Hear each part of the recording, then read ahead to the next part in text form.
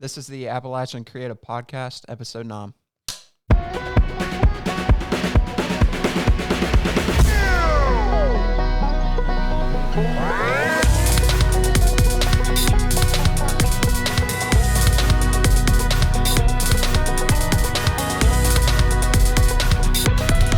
Welcome back to the Appalachian Creative Podcast.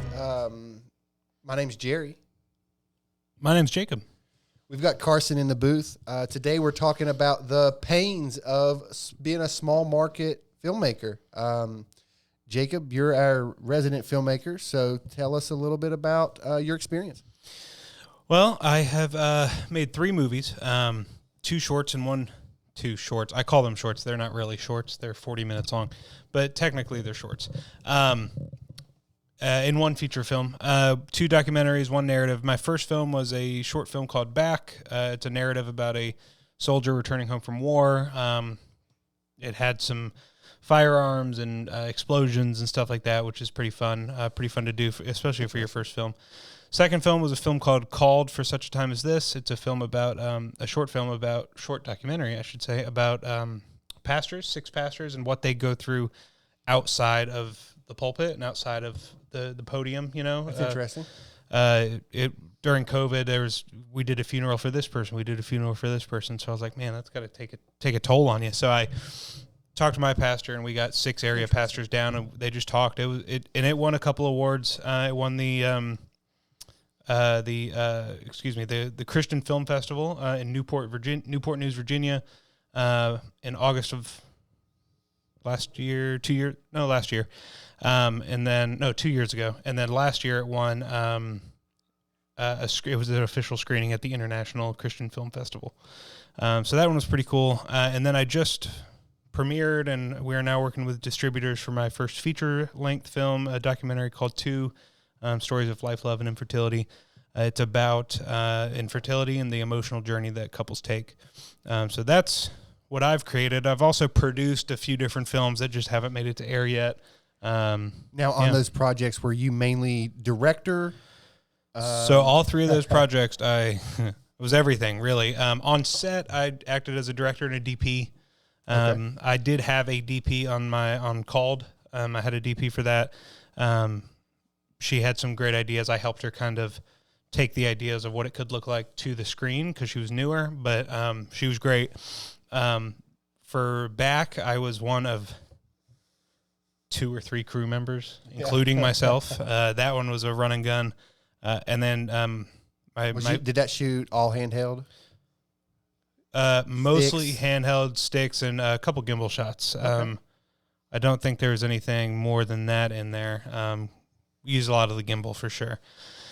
A lot of sticks as well. And for my feature-length film, that was the biggest cast I worked with. There was some 93 people, filled 110 positions. Wow. And that's from, obviously, director to I had an actual dedicated DP. I had a composer, a vocalist. I had... Does that include talent and all those? Yeah, that was everyone that was on the screen, right?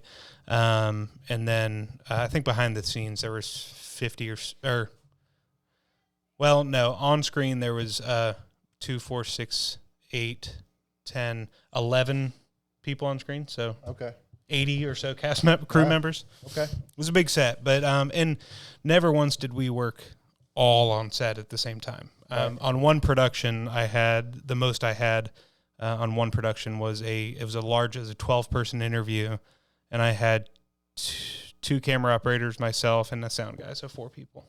Okay, so still working with a small crew somewhat. Sure. Yep. Okay. Awesome. Now, but it's small on shoot day, but when you're paying people, it gets pretty big because then you got to hunt everyone down and pay them. So let's go back to back and Back to back. So you said there was firearms and there were explosions, and that was your first project. So, being your first project, was there anything specific that you put in place so that you could do that kind of stuff? I know you've mentioned before you filmed that at Lake Ridenhour, so I imagine the town of Nitro had some issues with explosives. So, Let's tackle this one at a time. So yes, it was filmed technically in Lake Ridenhour, which is technically in Nitro, but it's not in Nitro city limits, so we didn't have to worry about sound. I did talk to the police. They said everything was fine as long as I'm not doing anything crazy. So I kind of took the approach of, I don't know how hard it's going to be. I'm just going to try to do it and do it as safely as possible. It was also the time when Mr. Baldwin was in the news for Rust, you know? Oh, yeah. So I was being very cognizant of having live guns. Right. So for those of you that don't know, a prop gun is a gun. You can, for at least the ones I used, you can buy these things. They look like washers, like the tools, like with the circle in them, and put those at the end of the barrel. And what they do is actually compress the gas so a shell gets ejected. Right. Okay. So, and then you have to get blank rounds, which are, you can tell they're blank because the end of them are kind of crinkled. And that means it's gunpowder, and that's really it.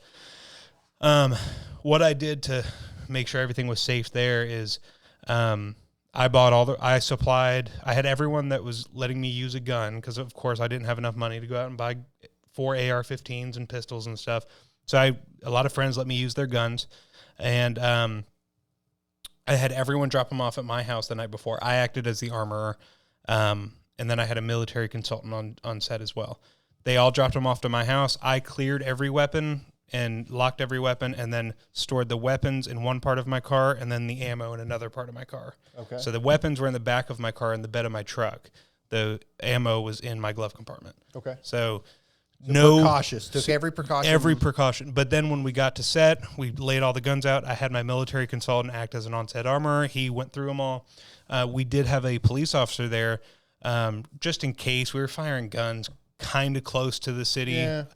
So if anyone called, I wanted there to be a police presence to know, like, hey, this is going on. It's nothing crazy. Don't send the troops Somebody out. that could get ahead of the scanner. Right. And I told him, do not bring your service weapon, because it was a 9mm, and we had false 9mm rounds, and do not bring your rifle. Don't even leave them in your cruiser. I don't want them there. And he was okay with that. He brought his own personal. He had a 38 special that he brought. So, it's. I've actually had the unfortunate situation of being on set and having a SWAT team come in the building, guns drawn on us. We were filming in a warehouse in Huntington, a music video, and we had permissions from all of the owners and everything, and somebody still called it in. Wow. And it was nerve-wracking. We were waiting on the band, and we heard somebody scuffling, and so we walk outside this warehouse, and we're like, oh, that's the band for sure. No, it wasn't the band. Wrong band. It was the police. So, having somebody on set that can answer that call as it's coming in would have been beneficial. To my knowledge, we didn't get any calls, which is good. That's good. That day, that was one battle scene. We filmed all in one day. It was about a 14-hour day. It was in the middle of beginning of March, first week of March in 2022. And I feel bad for my crew, man. We got out there at 5 a.m. was the crew call time. We had to walk with all of the gear down a 1.75 trail. Trail, not a sidewalk. It was a trail. I mean, we were muddy, we were dirty. And then we got there, we had to set everything up. So what I didn't think of, this is just goes to experience. I didn't think of the fact I had to feed my crew. No. And I didn't think of the fact that we were going to have to walk almost 4 miles round trip and then drive to go get pizza or whatever.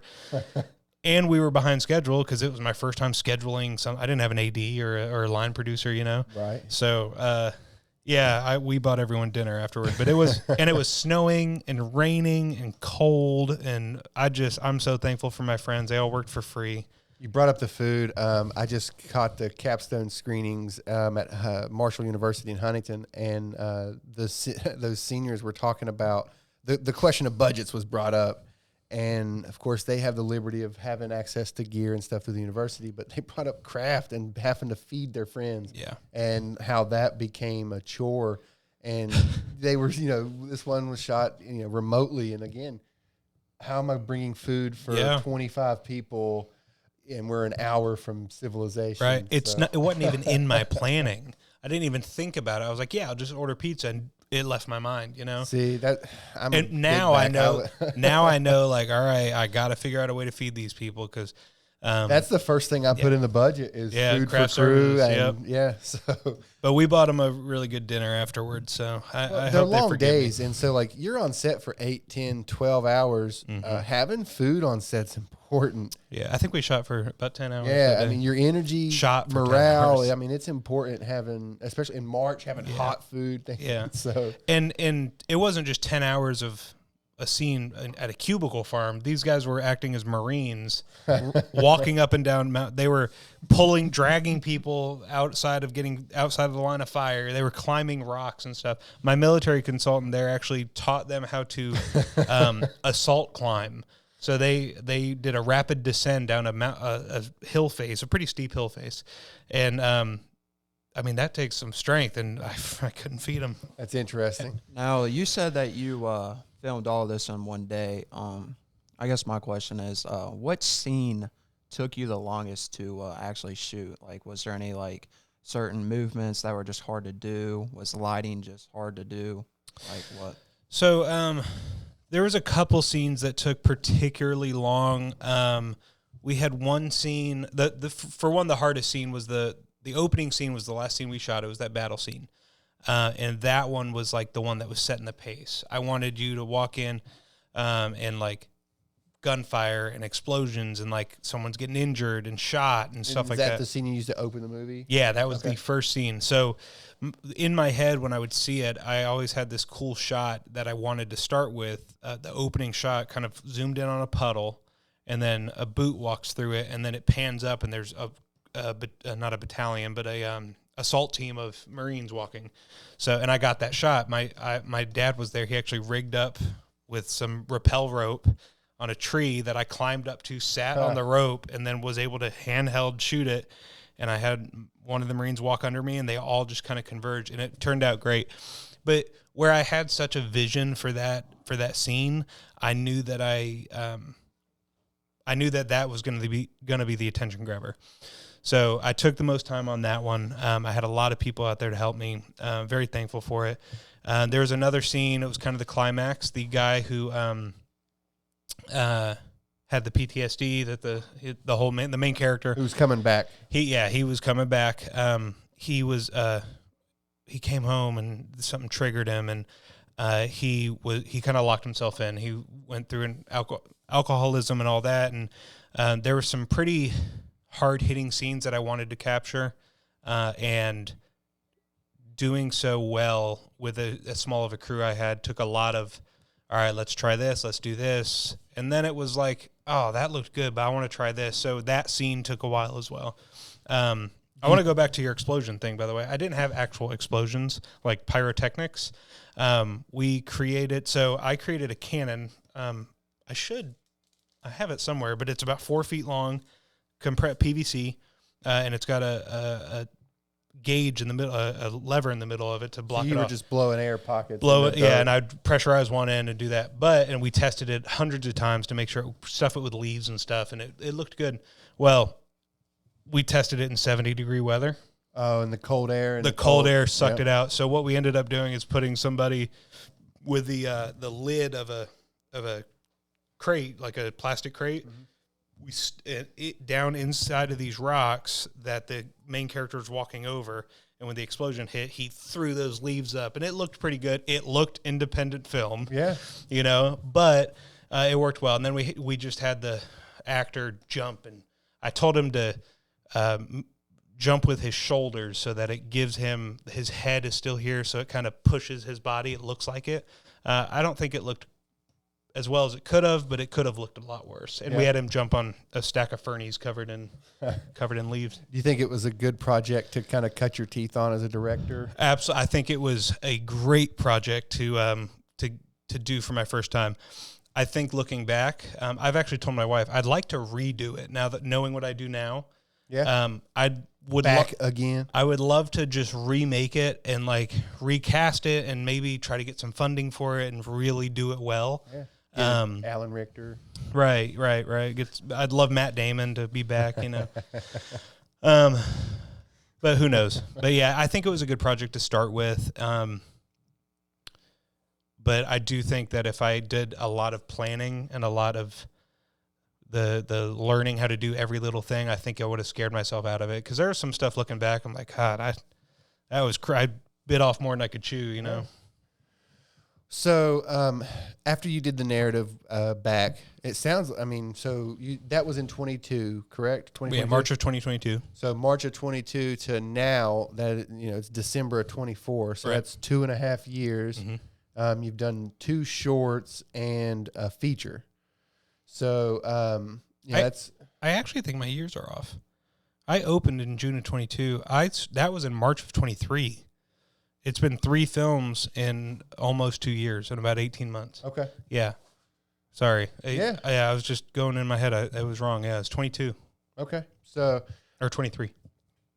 Well, again, so you turned it over fairly quickly, Mm-hmm. you know, moving from project to project to project. How have you found inspiration moving quickly? My biggest mistake, I don't want to say mistake. The biggest thing I've learned, it came from one of my mistakes. I didn't know about it at the time, but after back, I had what was called the post-production blues. I missed being on set and the rush of getting my film created. And I had that little idea in the back of my mind. So in March, we wrapped. I started editing immediately. Of course, I worked from home at the time, so I had a lot more time to just sit down and edit and not lose money because my boss didn't know. I think I'm employed. Hopefully I'm employed by the time this comes out.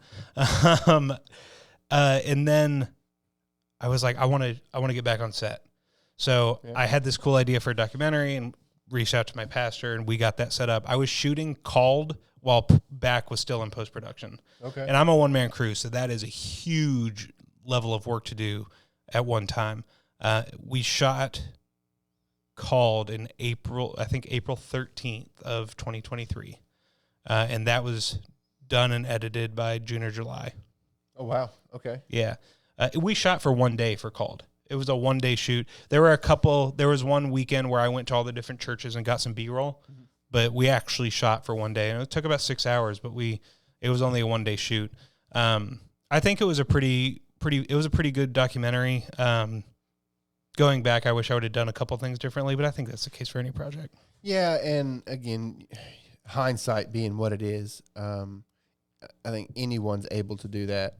I believe there's value in revisiting a project before you turn it in. I think we've talked about that before. Yep. You know, letting it sit on your edit bay for a yeah, couple you days. let it breathe, and then you review it because you get so attached to a project during the pre-production and then post-production. So, staying consistent.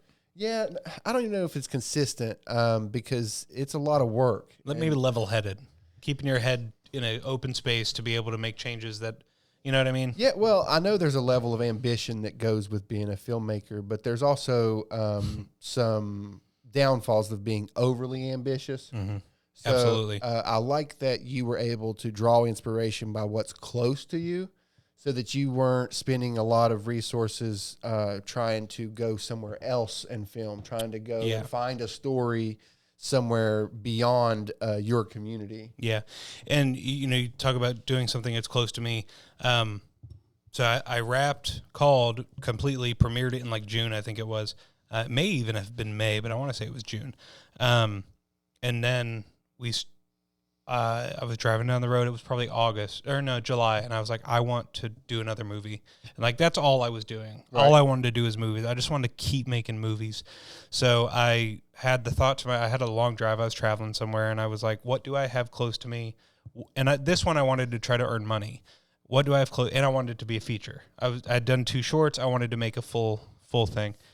And my cousins are the inspiration the inspiration for my infertility piece.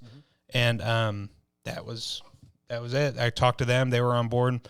And then early in 2024, Alabama outlawed IVF, which then thrusted my film from kind of a passion piece just to kind of scratch that itch for creating something to hiring a publicist and talking to getting a lawyer. Needing to get the story out to a broader audience. Yeah, and having the ability to. And my publicist used to tell me all the time, you got so lucky, and that's what it takes to be one of these massive filmmakers, is just the right person seeing it and the right set of circumstances happening. My film hasn't been released yet. It has been premiered, but right now we're talking to distributors. And if anyone knows, it can take a long time for that to happen. It can take years, but I'm hoping that we can get this released in 2025 and get it on some streaming platforms. But as of right now, I have told my wife and my family and friends that I am not going to be in production at least until 2025. So I've been in production since pre-production or principal photography or editing since November of 2021. Okay. So it's been a lot of just mental gymnastics. Well, and you've also taken on commercial work as a videographer Right. and things of that nature. Also, Yeah, still got to pay the bills. But that was a big part of why I even wanted to do this podcast. Being able to produce something, being able to be technical, being able to create.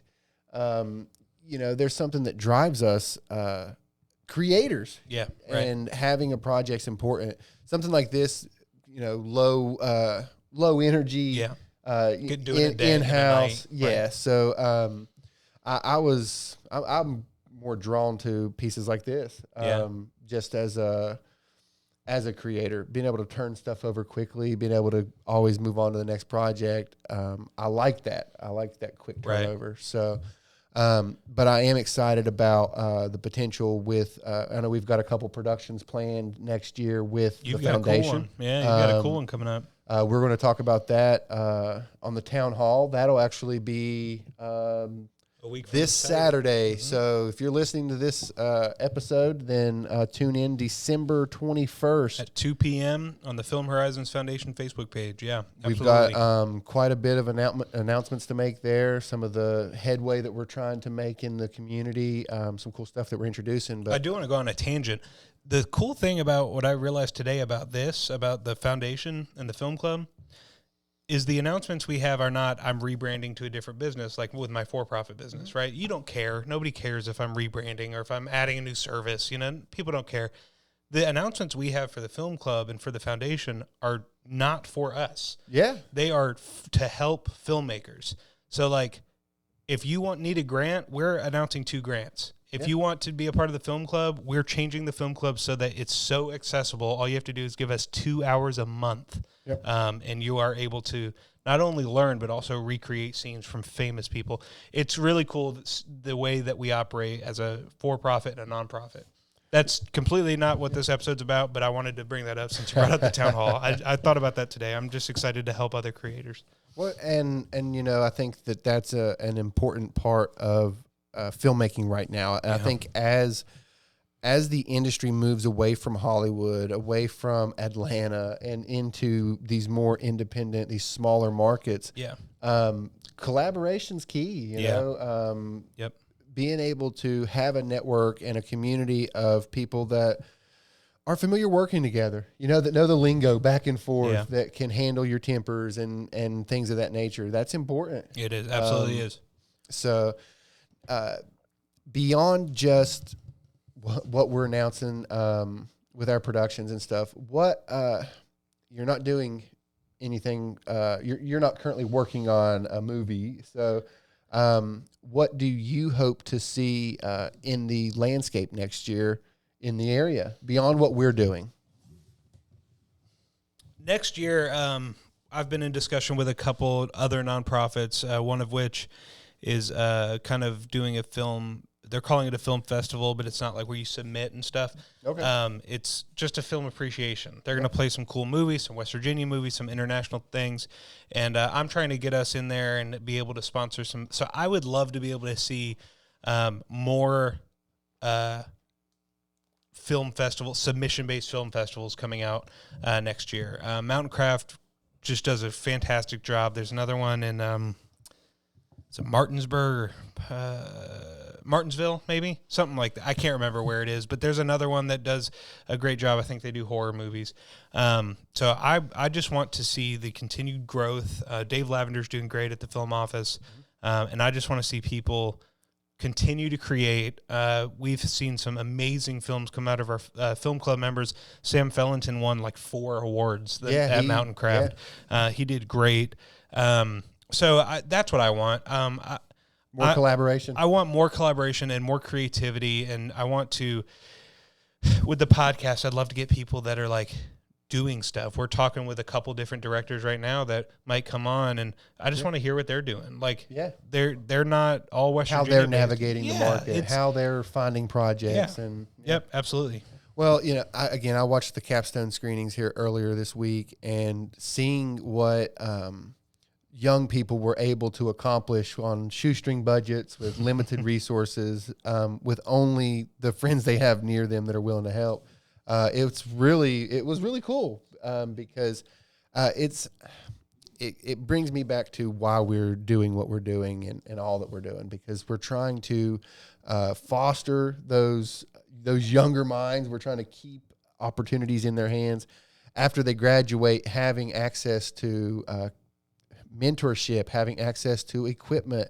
That is essential if they're going to continue producing. Yeah, and I'm interested to see how that works. Yeah. How coming from a organization like Marshall that has the gear and all that, how does it work now that you have to get your own gear?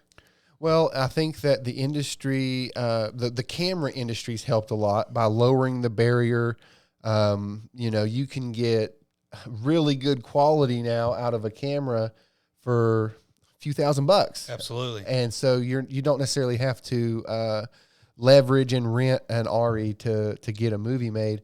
But even if you're, again, as a young creator on a shoestring budget, if you're able to really remove any of those barriers, I'm more likely to continue creating. Yeah. I'm more likely to move on to my next project knowing that there's a support system in place to help me. And that's exciting because getting started myself, one-man band, everything that I did, until, honestly, we started collaborating, it's just me. I would do everything on, and so you're very good at the one-man band, by the way. You have your processes down. You do a very good job at the one man shoot. Well, and you have to. When you're on set, you have to be efficient, especially if it's just you. You have to be efficient if there's 10 people, but if there's one person and you still have that same amount of time, you'd be 10 times as efficient. Yeah. So, but I lean on equipment. I've invested into having some really good stuff. I've invested into fall safes and things to pick up where I might not be able to. Right. Having Carson's a huge help. We couldn't do any of this without having somebody behind the behind the switcher and all that stuff. So, shout out Carson. Go Carson Cam. The benefits of being able to collaborate with other people are there. Yeah. And so they weren't there 10 years ago necessarily. The cameras that were available and to us 10 years ago were not what they are now. Yeah. Talking about my first film, I do want to say I filmed that on a Sony A6400 that was $998 for the whole pack, came with 28 to 70, and a Sony A7 III that was a trade. I traded a Canon 80D with a bunch of different lenses because I knew he was getting the worst camera, so I gave him every lens I had, and he gave me that and a Tamron 17 to 70. I bought a 50 millimeter anamorphic Siré, not like a big expensive one. It was like $200-$300. I think that's it. Yeah, I didn't really film it on anything else. So I mean, what is that total? If you were to buy all that right now, it'd be $3,000 maybe for all of that. So you don't need, that's a lot of money, but Sony A6400 was my main camera for half of that shoot. It's interesting because you guys know me a little bit. Would you guys maybe say I'm a little bougie? Oh yeah, you're bougie. So I like having good stuff. Yeah. I love, one of my favorite cameras that I recently bought was the ZV E10 because of how cheap it was. I love the idea of having a high quality camera for under $1,000 or something. So shoots and log. Yeah. So again, lowering that barrier, keeping people consistent, because I don't want these people, I don't want folks to graduate, have an education, and then leave. Yep. And have to Go find their way cubicle. somewhere else. Yeah. Oh, that would be even worse, yeah, if they gave up altogether. Yeah.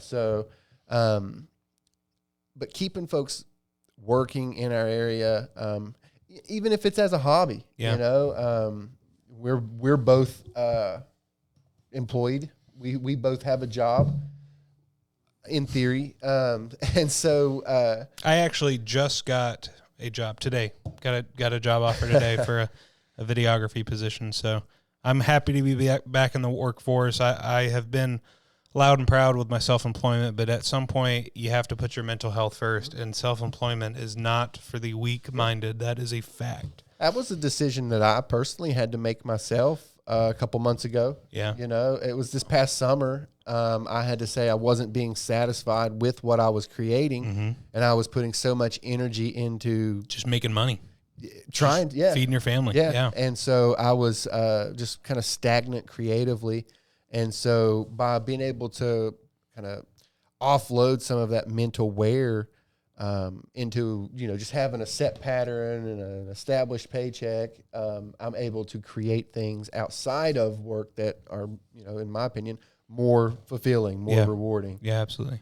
Yeah, and for me, I have always wanted to own a business. We've gotten off topic of what we were supposed to, but I've always wanted to own a business. I've always wanted to be employed by myself. And I would have never known that I absolutely despise it had it not been for being able to do it. So I'm blessed with the opportunity to do it, because so many people don't get that opportunity. But I am even more grateful for the fact that I am now able to go to work, do something I love, and then focus on, you know, other things that I love on my off hours. I think that ties into something you said about your infertility, Doc, because timing plays a big role in everything that we do as professionals. And so you can have the perfect idea, but at the wrong time, try to execute it and fall flat. Yeah. And so, or it did not be the idea that you thought it was going to be. Sometimes you have an idea, and by the time you flesh it out, it's not that good of an idea, and that's fine. We can accept defeat as creators if we can accept defeat as individuals. So. Absolutely. That's a great line. I think that accepting defeat is, let me rephrase that. I think that learning from your defeats and your failures are what is going to keep people stagnant and what's going to help people progress. Well, I think there's a level of humility in the arts. How many times have you heard the story of somebody who was on their last pack of ramen in Hollywood, ready to call it a day, and their casting agent called, and they finally hit their big break. And so being persistent, not giving up, but also allowing time to work. Yeah. You know, you have to give the idea time to grow, but also not let it grow until it kills you, and until it strangles you. And that's what I had found is I was doing these videography jobs for wonderful companies that, you know, they're great to work with. They pay me well. They have interesting content. But when I would sit at home and try to write a script, I was so drained that I could not come up with a script that was worth anything. I have like 4 scripts in development right now that I'm just kind of tinkering with as inspiration hits me.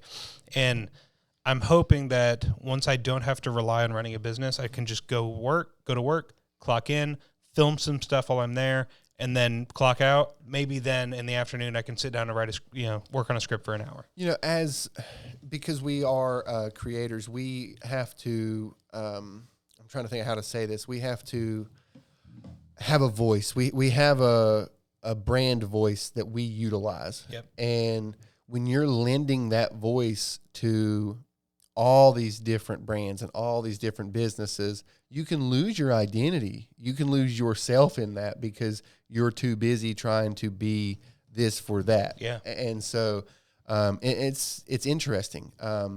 Script writing is from a filmmaker standpoint is one of the things that I enjoy because you get to lend your voice to each of those characters and see how that grows them as individuals. Whereas from a commercial standpoint, you're scripting for a commercial and you're trying to put cadences together for people that already exist, that have a speech pattern and have these things that are already tied to their identity. So it just gets difficult when you're a filmmaker, creator, and you're trying to do something that maybe pulls you in the wrong direction too far. Yeah. You talked about doing commercials and stuff. The foundation did that Doritos commercial, and me and you were just shocked at how quick 30 seconds goes. Yeah. And it was a part of a commercial contest. It wasn't a paid gig. And so we just kind of did something.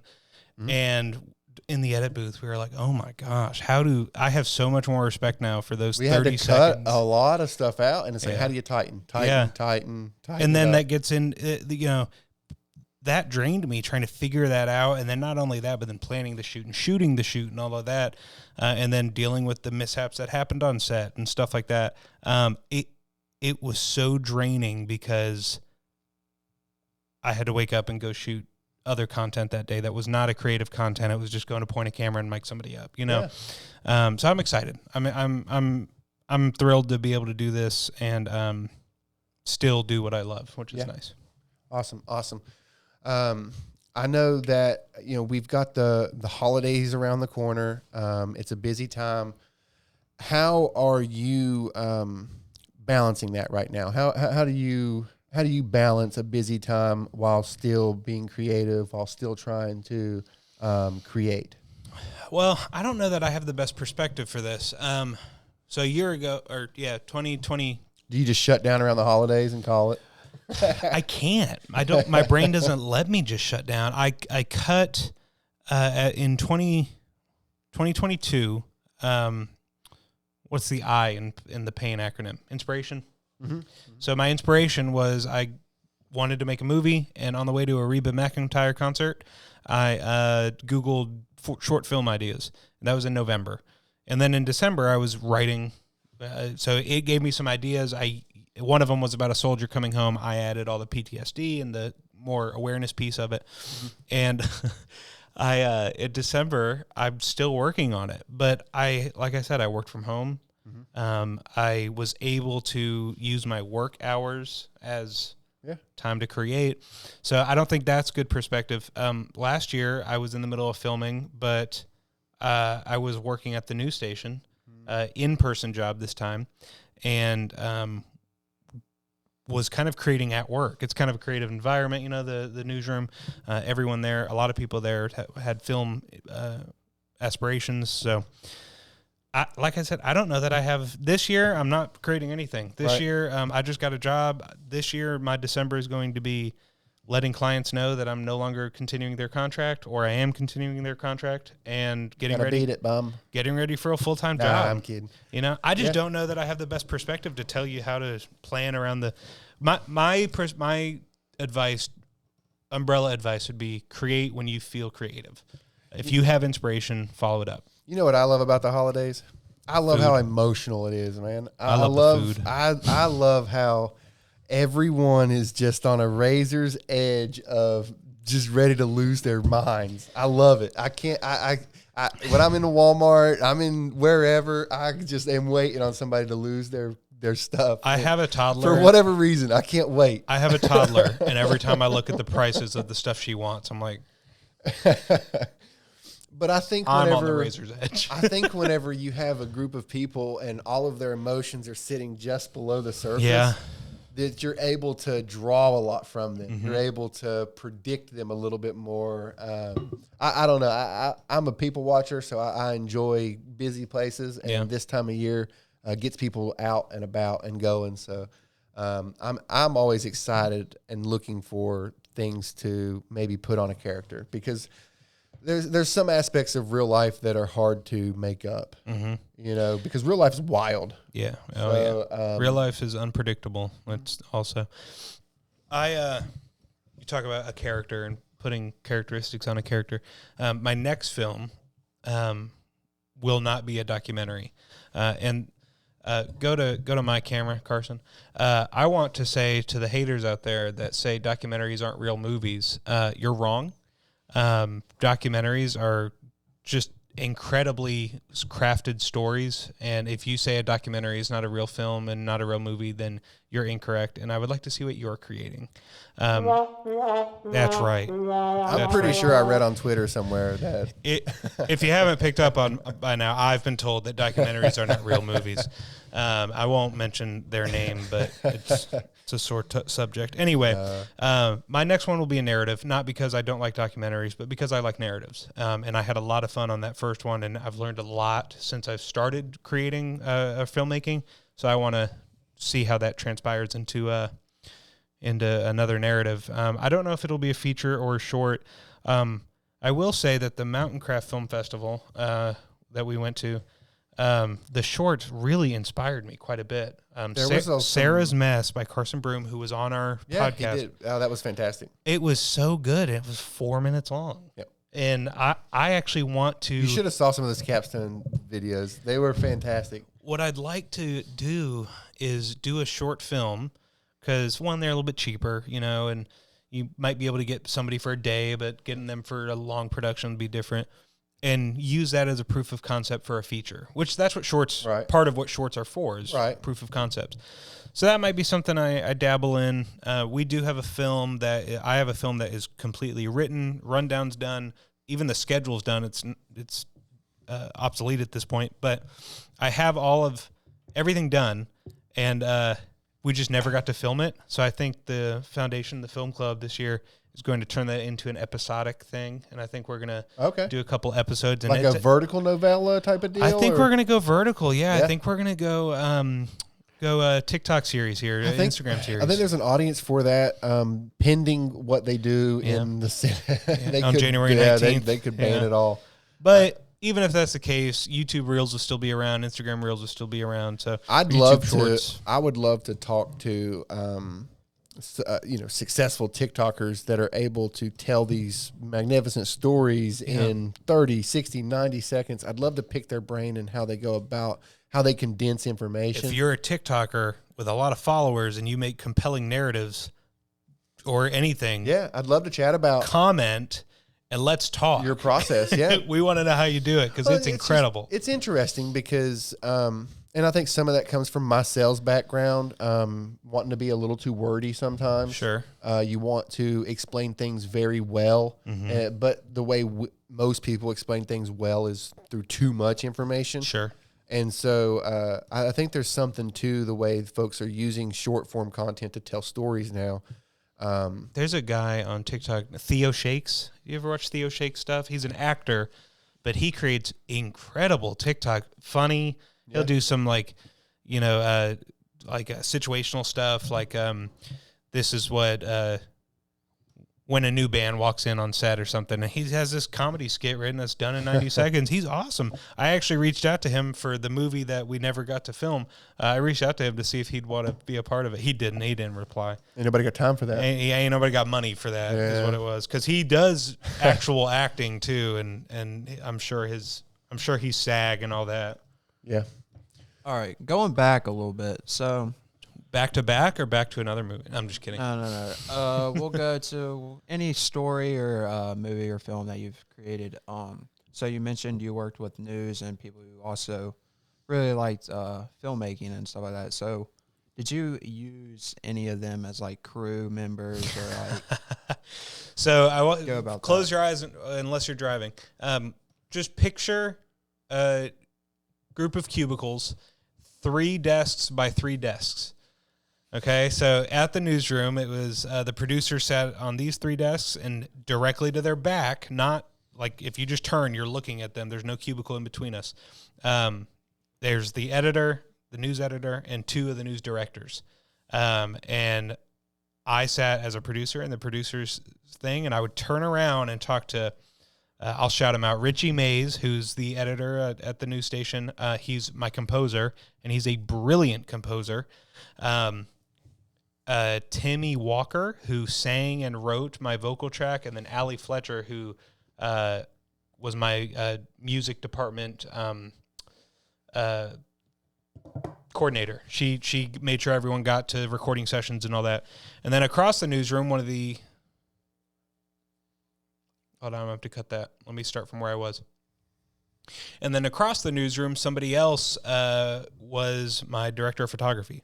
So the news actually made my movie just, I think, go up to a different level because I was able to release some of the, instead of using stock sound on Artlist or Epidemic Sounds, I was able to get a custom score made and So you're able to leverage and utilize your resources. yeah, and it's networking, Yeah, like you said. yeah, It's that collaboration.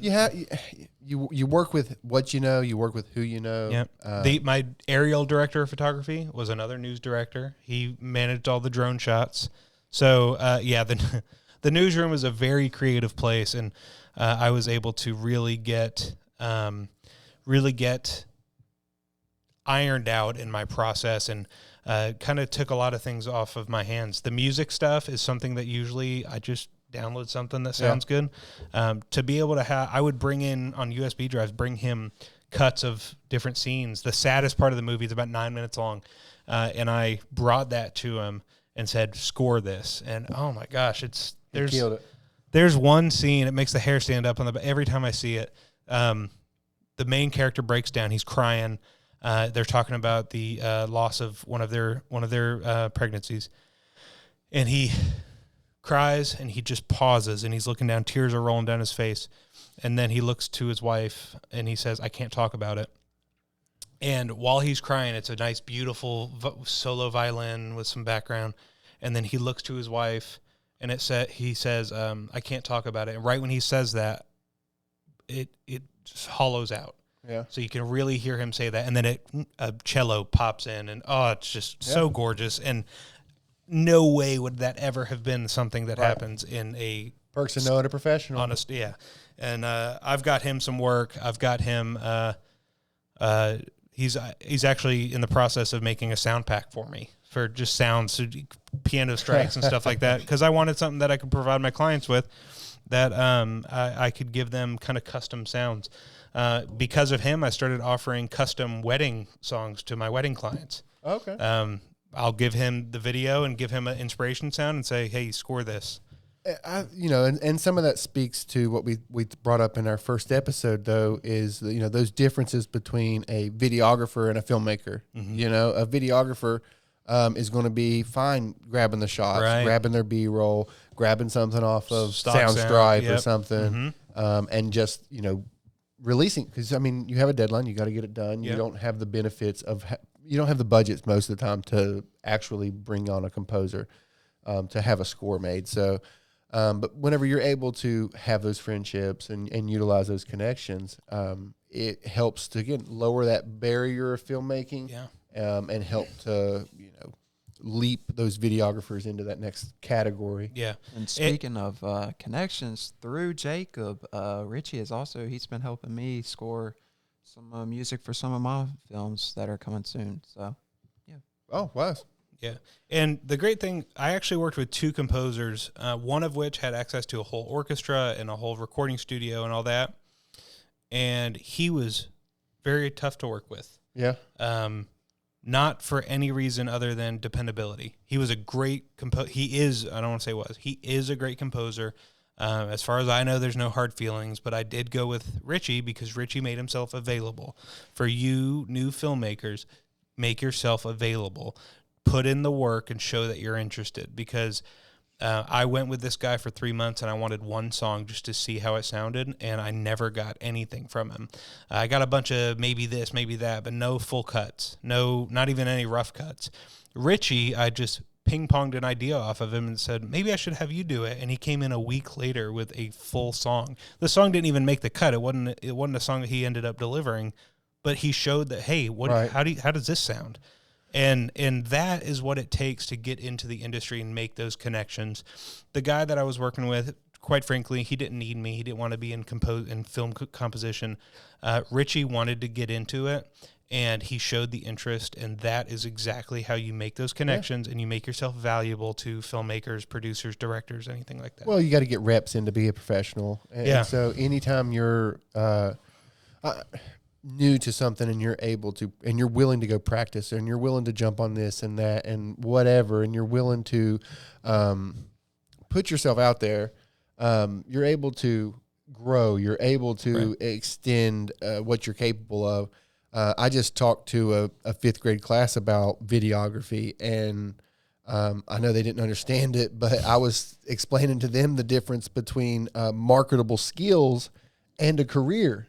You know, a lot of what I've done as a professional is I've developed skills. I've not developed a career set. Right.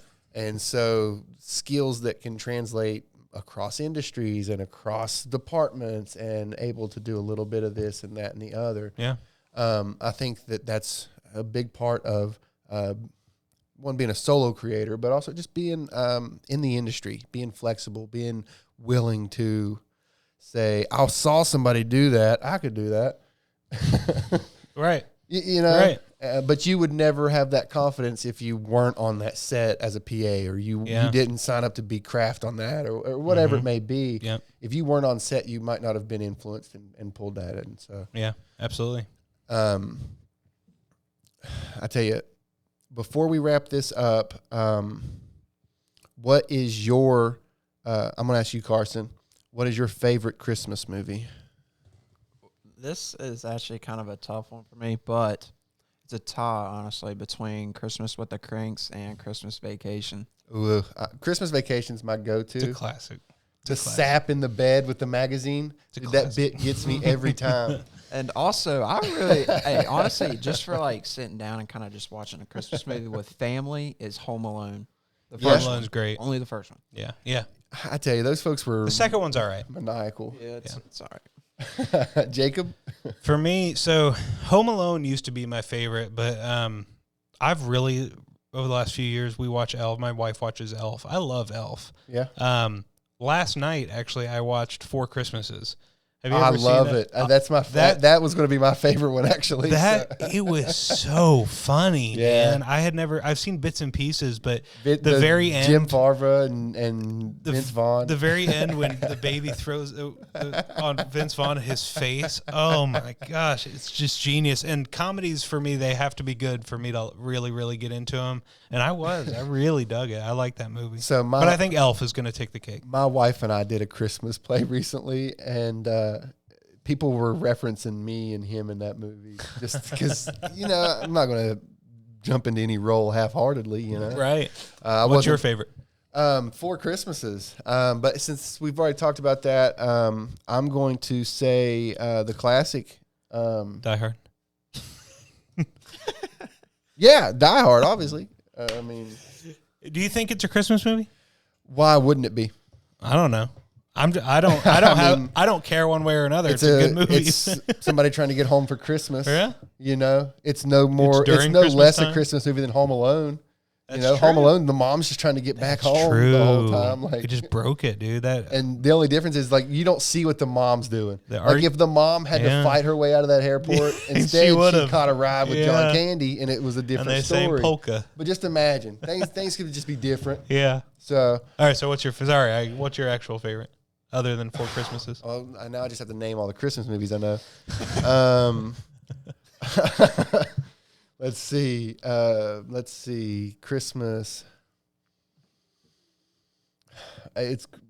We named all my favorites. Christmas Vacation with Chevy Chase is a go-to. That's a good one. He named two. That's his. Well, Elf is another go-to of mine. My wife likes the Santa Claus movies. I will say I like the Santa Claus movies growing up. I always liked the humor in it. What's your opinion on the Polar Express? Creepy. Yeah, they have that uncanny valley thing going on. I like the Polar.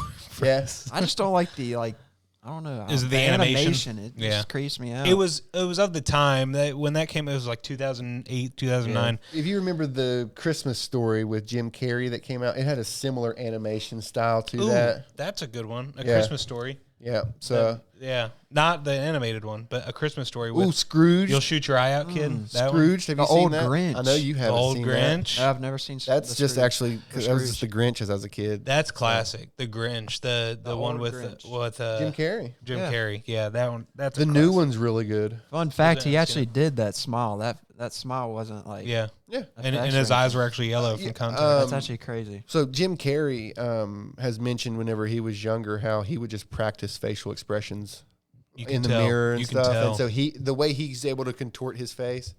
That's a learned skill. But when I was younger, I used to do something similar, just as being a weird dude. For our last shot, look at your one shot and show us your best facial expression. My best facial expression? Yeah, I'll give us the outro. Like the Grinch, or go ahead and do your best one at your camera There's here. only one, and it's Dwayne the Rock Johnson. are you gonna do people's eyebrows? All right, there it is. All right, for everyone here at the Appalachian Creative Podcast, thank you for joining. You have a great night, and give us one more, Jerry. Give us one more. Have a good night.